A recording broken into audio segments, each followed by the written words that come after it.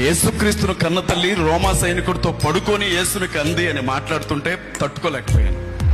నేనేమన్నానంటే, బైబిల్ గ్రంథాన్ని బూతు పుస్తకం ఉండడానికి నోరెలా వస్తుందిరా నీకు, మరి మీ పురాణాల్లో ఉన్నవేంటి, అవి బూతులు కాదా అన్నాను. దాని మీద ఒక కేసు పెట్టారు. మీరు నమ్మండి అమ్మా, నరకం ఎలా ఉంటుందో చూపించారు నాకు 7 రోజులు. కటింగ్ వాళ్ళు ఇలా చేశారనుకుంటున్నారా? గుంటలు తవ్వినట్లుగా అక్కడ కొంచెం అక్కడ కొంచెం అక్కడ కొంచెం కట్ చేశారు నన్ను. ఆ జైలు అధికారి ఒక ఆయన ఏమన్నాడు తెలుసా? అందరూ వినాలి. ఎరా లంజా కొడక, బ్రిటిష్ వాళ్ళు మీ అమ్మతో కలిస్తే పుట్టినవారా నువ్వు అని అన్నాడు. నేను ఎర్ర టెండర్లో నిలబెట్టి నాకు చాలా కష్టం అనిపించింది.